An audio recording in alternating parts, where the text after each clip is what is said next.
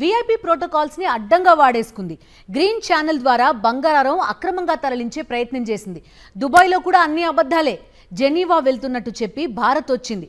1, 2 కాదు, రన్యారావు కథలో అన్ని ట్విస్ట్లే. అరెస్ట్ అయ్యాక అవే డ్రామాలు, మెంటల్ టార్చర్ అంటూ దర్యాప్తు అధికారులపై ఆరోపణలు.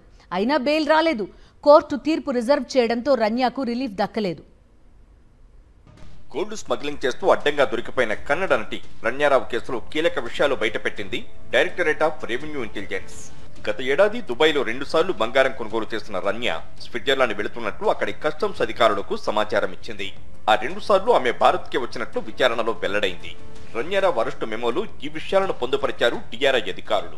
తన దగ్గర పరిమితికి మించి బంగారం ఉన్నప్పటికీ ఎయిర్పోర్ట్ లో ఓ ప్రోటోకాల్ ఆఫీసర్ సాయంతో రన్యారావు గ్రీన్ ఛానల్ ద్వారా వెళ్లిందని తెలిపారు.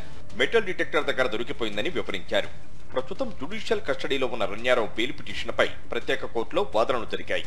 విచారణ పేరుతో టీఆర్ఐ అధికారులు రన్యారావును నిద్రపోనివ్వడం లేదని ఆమె తరపు న్యాయవాది జడ్జికి తెలిపారు. అధికారులకు ఆమె ఇచ్చిన వాంగ్మూలం కూడా స్వతహాగా ఇచ్చింది కాదని వాదించారు.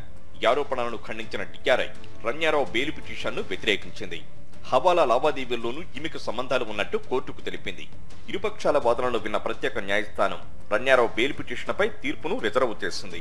ఇటీవల దుబాయ్ నుంచి బెంగళూరుకు 14.2 కిలోల బంగారంతో వచ్చిన రన్యారావును టీఆర్ఐ అధికారులు అరెస్ట్ చేశారు. తరచూ దుబాయ్కి వెళ్లిన ప్రతిసారి ఒకే రకమైన దుస్తులు ధరించడంతో అనుమానం వచ్చి ఆమెపై నిఘా పెట్టగా ఈ స్మగ్లింగ్ వ్యవహారం బయటపడింది. దీంతో పోలీసులు దర్యాప్తు ముమ్మరం చేశారు.